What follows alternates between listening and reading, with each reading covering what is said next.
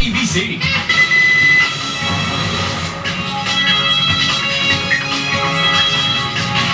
Isang mini version naman ng Unity Walk ang isinagot ng palasyo sa panawagan ng mga dating cabinet officials para sa pagbabago sa Administrasyong Arroyo at sa muling pagsulpot ng issue sa umano'y recruitment sa loob ng militar para bumaliktad sa Pangulo. Meron pong detalye ang ating Malacanang correspondent na si Joey Francisco. So Joey, first of all, as far as Malacanang is concerned, ano ba raw ang extent ng recruitment sa military for them to say na hindi ito threat to national security? Siyempre, inamin naman ni National Security Advisor Roberto Gonzales sa media kanina, meron nga mga tao na kumikilos para gumapang o gapangin ang ilang mga sundalo upang pabagsakin si Pangulong Arroyo. Pero hindi daw ibig sabihin nito ay magtatagumpay ang mga recruiters na ito. Lagi daw merong mga ganitong recruitment, ang tanong lang kung magtatagumpay ba sila. So far, hindi pa naman daw. Ayan din ang sinabi kanina ni Executive Secretary Eduardo Ermita sa media. Ayaw naman nilang tukuyin kung sino ang nasa likod ng mga pagkapang na ito. Basta alam daw nila, alam nila kung sino ang mga taong ito, Chen. Okay, sa ibang issue naman, Jovi, pinagdedebatehan pa rin itong EO 464. Hindi po ba ito isa-scrap ng palasyo? At doon naman sa reaksyon din, doon sa 5-point demand ng kanyang mga dating cabinet members. Sa mga ambush interview na naganap nga sa loob ng palasyo kanina, sinasabi ng mga opisyal ng palasyo na hintayin na lamang itong mga magiging resulta ng dialogo sa pagitan ng CBCP at itong legal team na itinayunga o tinatag ng Pangulo. Pwede naman doon sa mga clamor para nga mapabagsak o bumaba sa pwesto si Pangulong Arroyo, ito ang naging mga pahayag ng Pangulo. Sa mabuti pa, pakinggan natin kung anong mga naging sagot niya, lalo na dito sa deadline na ibinigay sa kanya ng mga dating cabinet officials. Susunod ako sa saligang batas at sa sarili kong nais na bumaba sa pwesto sa pagwakas ng termino sa 2010.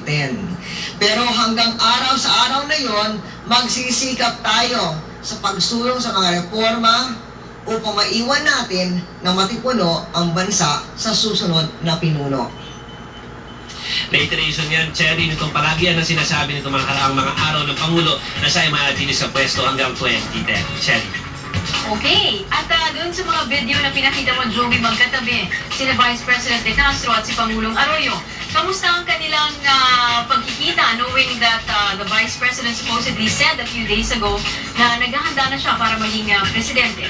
Ito nga, Cherry, syempre dahil alam namin na parating doon si Vice President Noli De Castro, talagang ang media ay nag-abang doon sa tapat ng Rizal Hall para makita itong body language ng dalawa. So, ang unang dumating doon sa okasyon ay si Vice President. Kaya lang ay pumasok na siya agad sa Rizal Hall. Kaya in-inform siya ng protocol na pumaari lumabas muna siya upang hintayin si PJ May doon.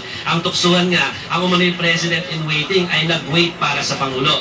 Nagkaroon din ng mini unity walk na itong sila GMA, si Vice President Noli De Castro, si Executive Secretary Eduardo Ermita. Pinakita nilang tatlo na okay naman ang relasyon nga itong dalawang personalidad na ito. Kahit ang mga naging deklarasyon ni Kabayan these past few days ay medyo questionable tulad ng handa daw sa pagpalit sa Pangulo at ang pag-revoke, ang call niya in-revoke itong EO 464. Pero natanong pa din si Vice President Noli De Castro kung sa clamor ng mga kritiko na manindigan na daw siya at magkaroon ng iisang stand. Narito ang naging sagot ng ni Kabayan, Cherry.